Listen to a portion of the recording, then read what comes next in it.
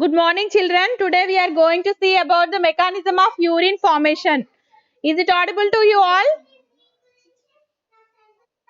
Yes, very good. Today we are going to discuss about the mechanism of urine formation in the nephron. Each and every individual nephron will form urine. So the filtration taking place in 4 stages. First one is glomerular filtration or primary filtration. This is also called as ultrafiltration. Glomerular filtration. Glomerular filtration happens in the first Bowman's capsule. Inside we have glomerulus. All glomerulus are present in the Bowman's capsule, and blood flows from the renal artery first. Renal artery to glomerular first, then under this the primary filtration taking place. So from this the efferent arteriole takes away from the glomerular blood away from the glomerular, and afferent will gives to the glomerular, like that. So inside primary filtration taken place, so the blood flows inside this, and this is influenced by eye pressure inside of these, and these are narrow in size than this. So afferent arteriole is larger diameter and efferent is smaller diameter due to the eye pressure inside a smaller diameter. So if it is smaller in diameter, what will happen inside a low pressure? High pressure or low pressure inside of the glomerular? High pressure, because ఇది narrow ఉన్నది కదా. So flow తక్కువ ఉంటుంది కాబట్టి at the same time pressure inside will increase. So due to that high pressure inside, some filtration happens nana. High pressure valla konni molecules, nutrients and some waste molecules and nutrients will stay inside only, and only few content of urine. So urine will enter in urine and blood also. Blood mixed in urine will enter into the efferent arteriole. Some basic filtration happens here, not completely removable. ఇందులో ఇప్పుడు మనకి లోపలికి వెళ్ళిన దాంట్లో urine లో useful substances ఉండొచ్చు, waste material కూడా ఉండొచ్చు. This is just primary filtration. So then the substance enters into the primary urine అన్నమాట. అది కంప్లీట్ యూరిన్ కాదు, primary urine enters into the efferent arteriole to the PCT, proximal convoluted tubule. So first convoluted tubule or proximal convoluted tubule we are calling this one, and here up to here this is first convoluted tubule or proximal convoluted tubule. This is the second distal convoluted or second convoluted tubule. Two tubes are there, and these two tubes are connected to the pericapillary network. So we done first stage. We have observed the first stage, glomerular filtration we have finished.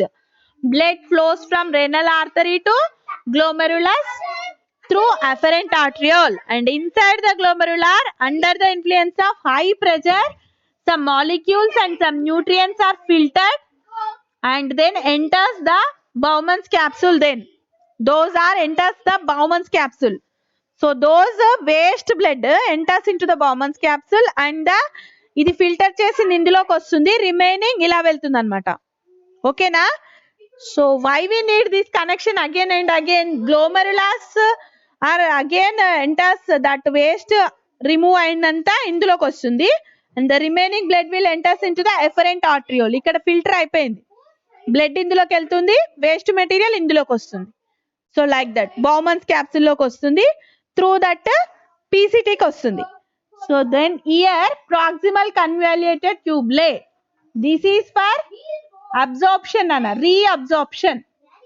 Reabsorption means from here to the here pericapillary network we have a, so from here to the pericapillary network some useful components from the urine will enter into the blood again.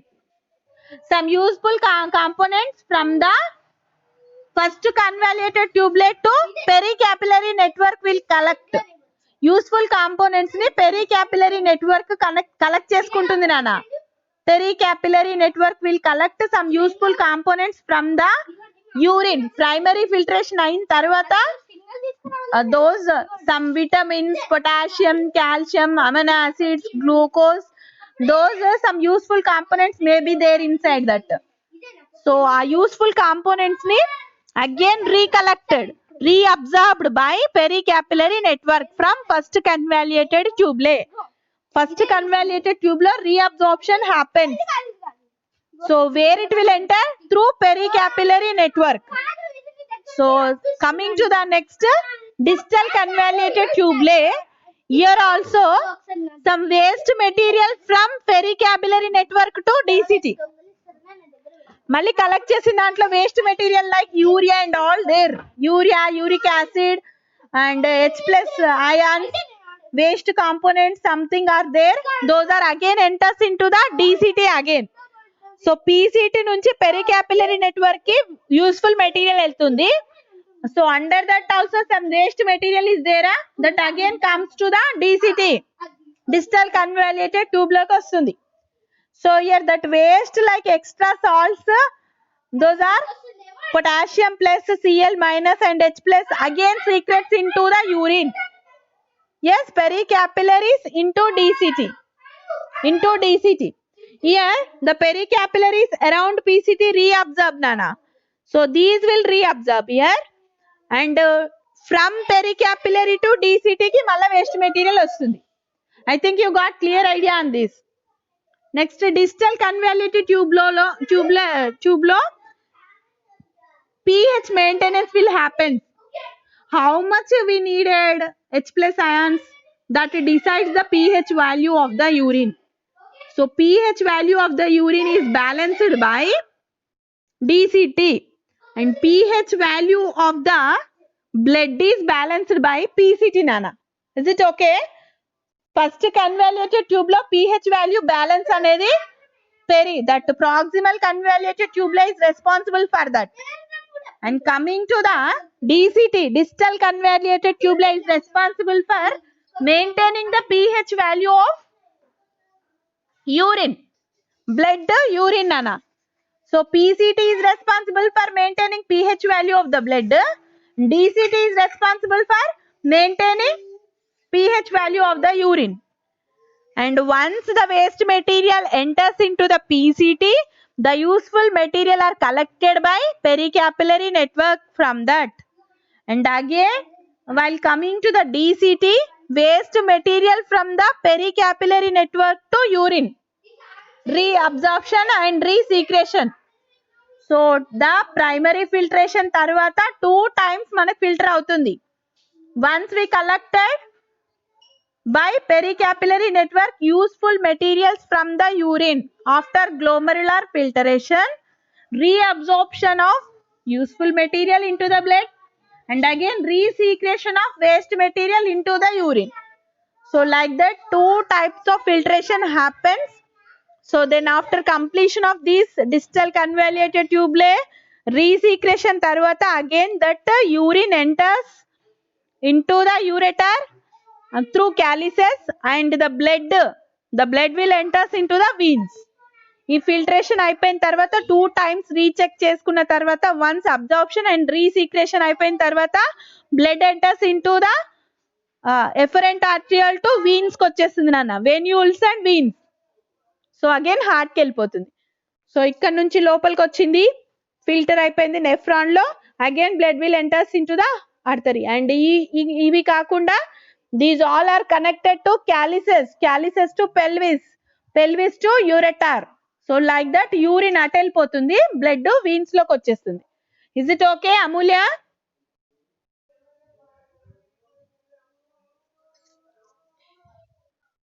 So here see children, tubular secretion. So tubular secretion is the most important thing here.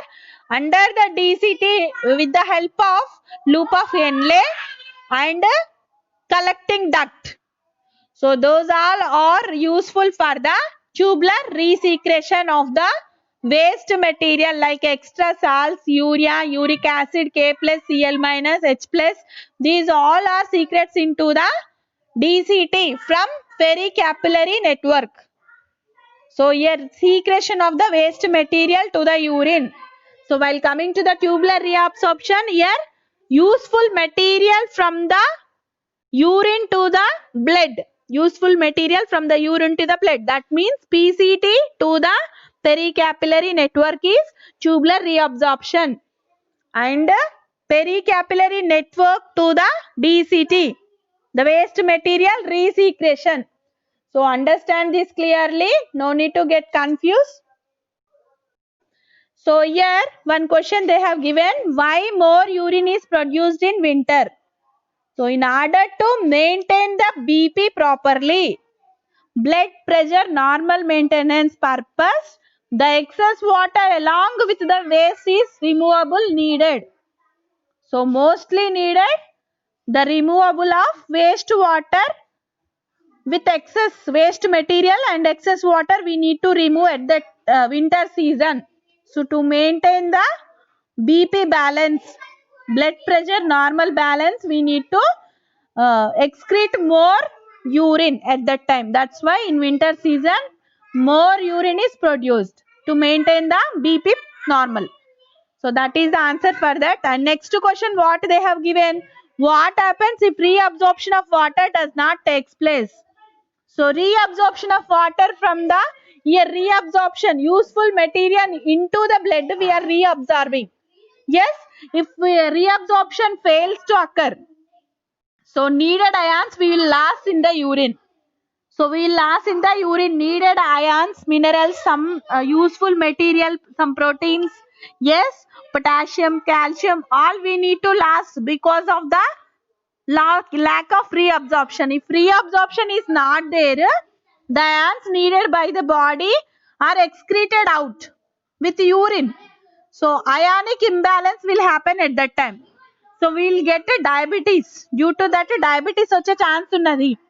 So reabsorption proper గా work చేయకపోతే we have a chance to get a diabetes, because useful ions will be lost at that time. Useful ions loss అవ్వడం వల్ల ఏమవుతుంది, reabsorption జరగకపోతే మనకి problems వస్తాయి, diabetes వచ్చే chance ఉన్నది. So reabsorption is also needed. If resecretion not happen means at that time what will happen, Anna? If resecretion not happened, so at that time waste material in the blood will be stayed like that only. So each and everything is important. Reabsorption is important. Resecretion is also important. Thank you. Here two ureters we have, Nana. Those are connected to the left and right kidney, and these are muscular tubes of larger 30 centimeter length and 9 inches. I told you already. So ileus of the kidney, these are arises from the ileus of the kidney or fissure of the kidney, and it moves downwards. Yes, which are downwards from the kidney and carries urine to the bladder. Carries urine to the bladder, and while coming to the bladder, it is the median and pear shaped, Nana, which is sac-like structure and which stores the urine until we excrete out. Which stores, bladder will stores, and urethra is the urine from the urinary bladder to the outside is urethra, Nana. From that we need to excrete out. So that we know its opening is separate in females, but in males it is separate. That you understood. I don't want to explain about that. And coming to the here, one important thing here, Nana. That one is about sphincters in digestive system. You understood? Sphincter muscles. Yes, while opening of the esophagus, those muscles are needed most probably. Here also this micturition. So micturition they have given in this, about that sphincter muscles also there for us in the excretory system. So when the bladder is filled up, both these sets of muscles are useful, Nara, for opening and closing of that urine into the outside. A controlling purpose ki we need a muscle called a sphincter. So these muscles are controlled by brain again. So lower sphincter is under the control of brain. Lower sphincter is under the control of brain, because which will relax at that time we will get urine out. So brain control cheyakapothe how can it is possible to control that? So always passing only. Lower sphincter is controlled by brain. So due to that only, there also Nana, in the case of esophagus, brain will controls. So while we are opening mouth and swallowing, at that time it will close and it will open automatically. So unknowingly we can get that option. Yes, opening and closing into the stomach. So if it is not working properly, how it is possible? Where the food will enter into the stomach and how the urine will control. In small children, there is no controlling capability. In old people also sometimes they are also not having proper controlling of urine. So due to this sphincter working only, we are getting that controlling power. Under the control of brain, we have that lower sphincter. So urine can still be retained until this muscle is relaxed. While we are pausing, that muscle will relax. So like that we are getting controlling power with the help of sphincter muscles in the bladder. Sphincter muscles in the bladder we have. So the controlling is possible by bladder only. Bladder is most important.